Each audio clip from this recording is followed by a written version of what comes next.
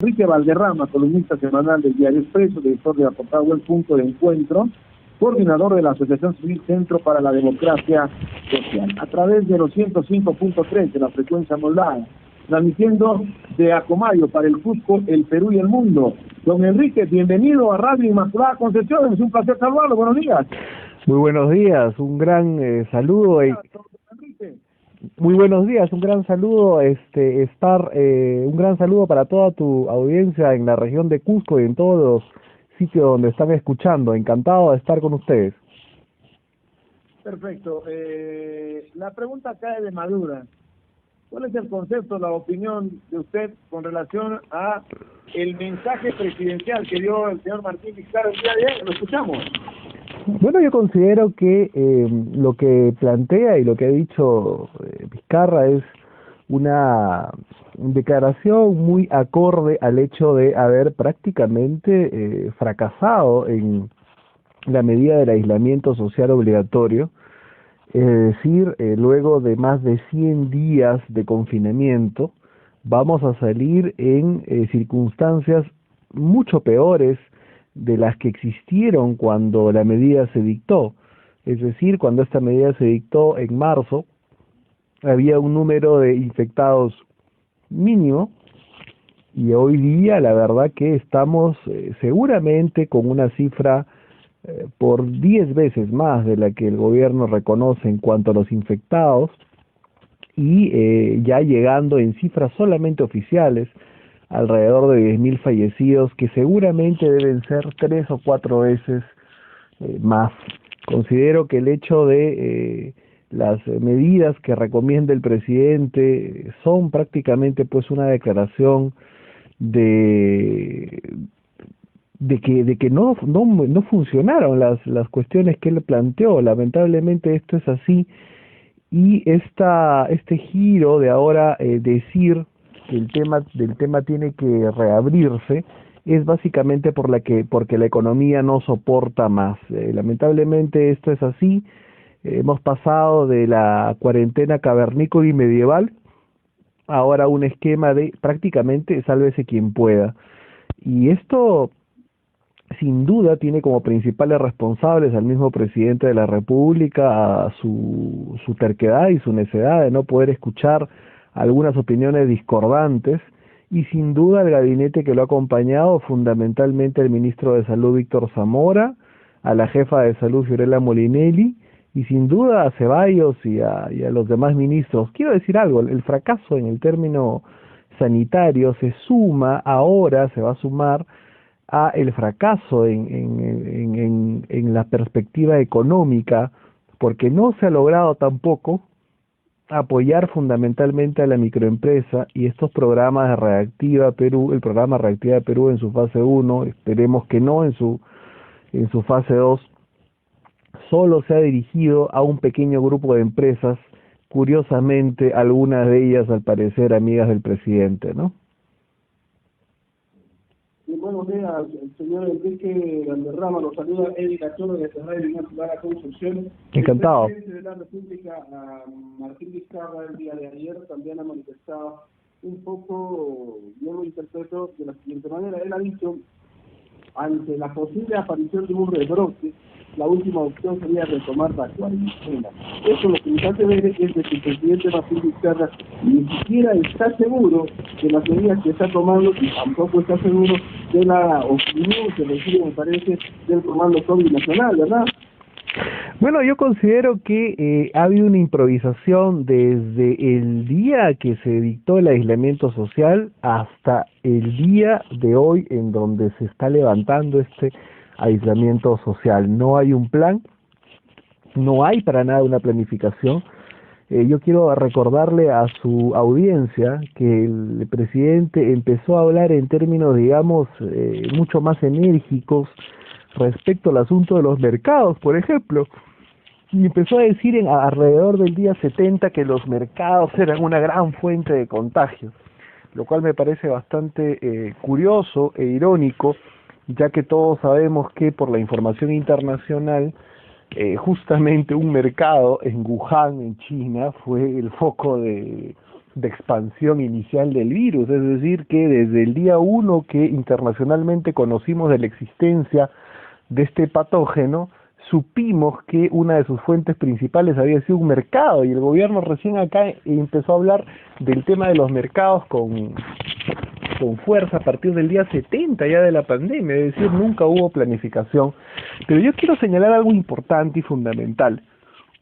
Más allá del fin del aislamiento social, que ya la sociedad los ciudadanos lo habían roto prácticamente de facto, la gente ya estaba en la calle, en Lima y en muchas partes del país ya hace varios días.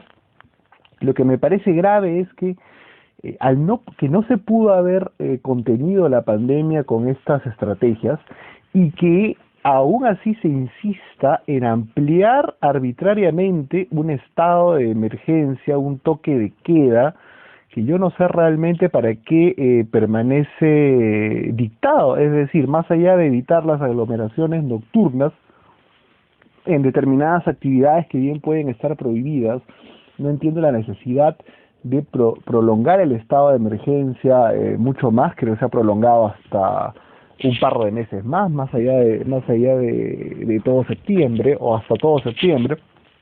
Y esto es grave porque prefigura la posibilidad de que el gobierno conculque libertades, un gobierno en el cual yo, la verdad, no confío en sus intenciones. Me parece más bien, y esto lo quiero decir porque es importante que la población del Cusco y todos aquellos que los puedan escuchar entiendan, ¿no será más bien que esta prolongación del estado de emergencia está dictada porque el presidente tiene alguna perspectiva o tiene algún temor de que socialmente vayan a empezar a haber algunas protestas, y más bien quiere intentar controlar estas protestas con un estado de emergencia que impida, por ejemplo, la libertad de poder ejercer el derecho a la huelga o a la protesta? Yo creo que más bien el tema va por ahí, es decir, se está acostumbrando a gobernar en estos estados de excepción sin ningún control y sin ningún freno. Eso es bastante grave. Con relación a Reactiva Perú, la ministra de Economía ha manifestado que es un dinero que va a ser devuelto al erario público, por supuesto el Banco Central de Reserva está dando muy buenas facilidades, ¿no? Con un interés pues altísimo o pérrimo. Pero el señor Rodríguez Paz, en medio de Interbank, ha recibido una senda cantidad de millones de soles para poder reinvertir, y sus clientes pagan anualmente el 18% de interés. O sea, ¿de qué estamos hablando, no? Estamos cercenando la economía de nuestro país por los pobres, gente que trabaja con esas entidades financieras, y al final eso tampoco está dando resultados. O sea, es un fracaso total.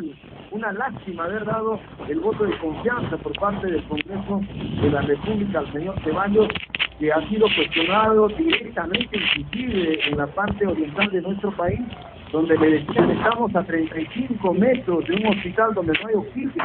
¿Qué es lo que está pasando, señor Enrique? Ya no podemos permitir más situaciones nefastas de un gobierno que lamentablemente está llegando a un populismo que ya nadie le cree, ¿no? Así es, yo creo que la credibilidad del señor Vizcarra, para todo efecto práctico, ya se empieza a desvanecer.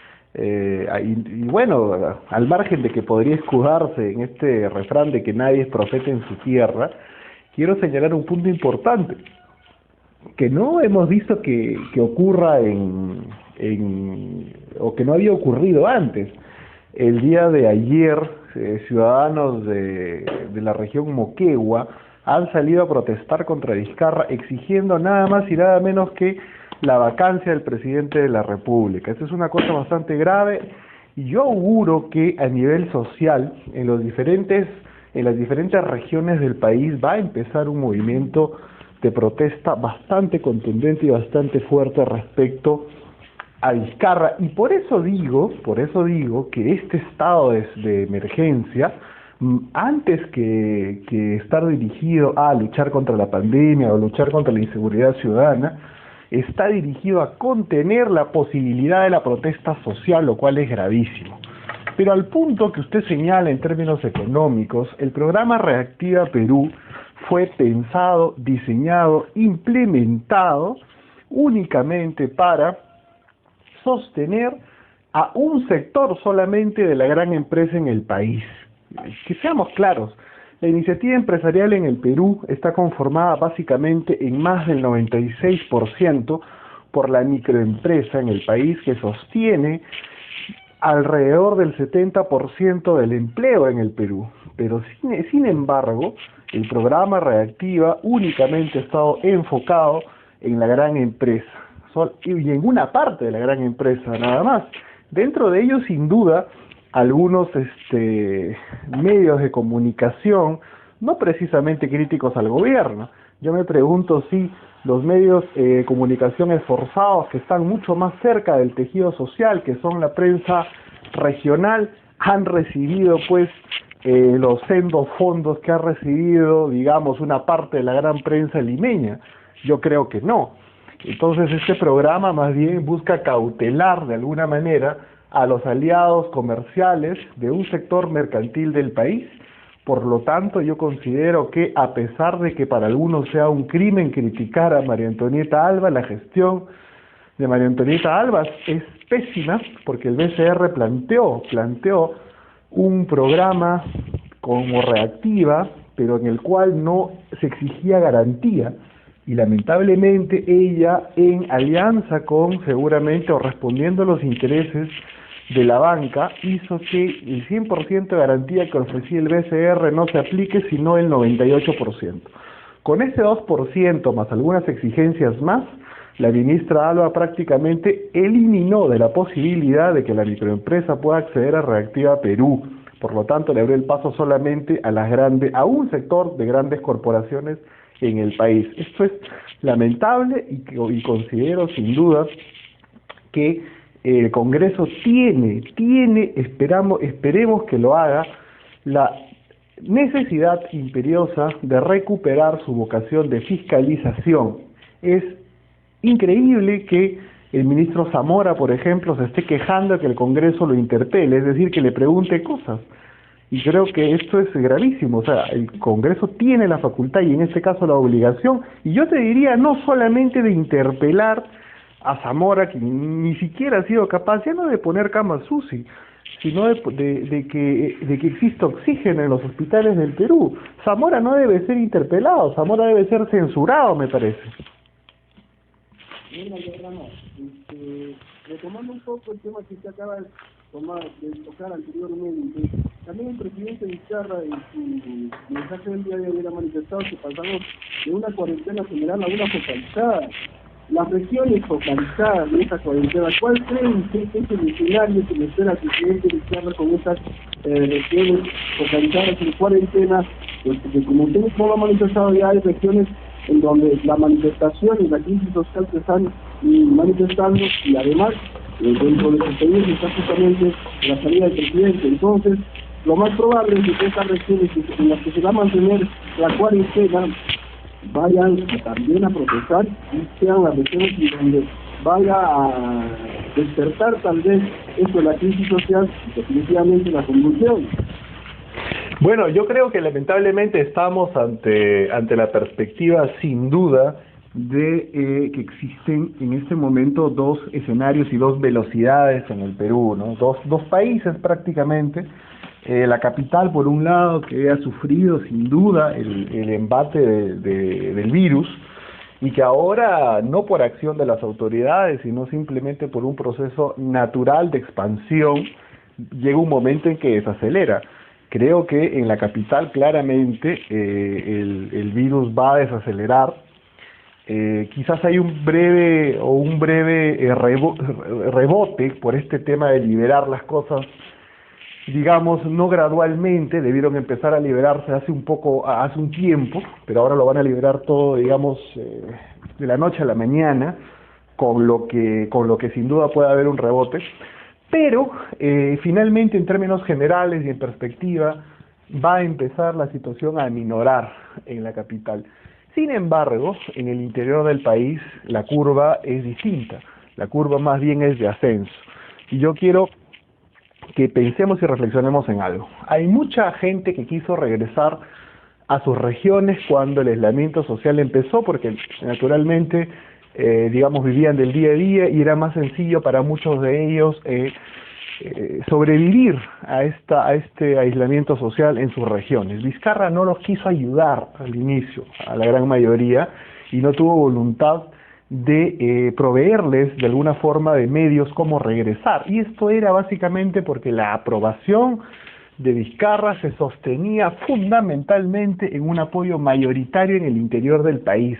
Y esto era porque en el interior del país no existían manifestaciones contundentes del virus, que es un punto fundamental. Hoy día más bien, el interior del país va a tener una curva de ascenso grande. Dentro de eso, sin duda, las regiones que aún han mantenido la cuarentena focalizada, con lo cual, ante la presencia de esta conflictividad, de esta complicación sanitaria, esas regiones y otras van a empezar a rechazar la política de salud y la política económica del gobierno, que va a sembrar, lamentablemente, más contagios, más fallecimientos y sobre todo más desempleo. Esto va a hacer sin duda que la aprobación del gobierno caiga, así no se exprese tan claramente en las encuestas, pero va a caer de facto, y esto va a hacer sin duda que hay una conflictividad social mucho mayor que la que el gobierno, estoy seguro que desea y que nadie en realidad desea, pero que probablemente sea la razón también para mantener el estado de emergencia, para frenar esta convulsión social y estos justos reclamos en el interior del país. Es decir, estamos ante no solamente un gobierno incapaz, sino estoy seguro que estamos ante un gobierno que ha tomado medidas de restricción de las libertades para evitar la protesta social, una cuestión gravísima.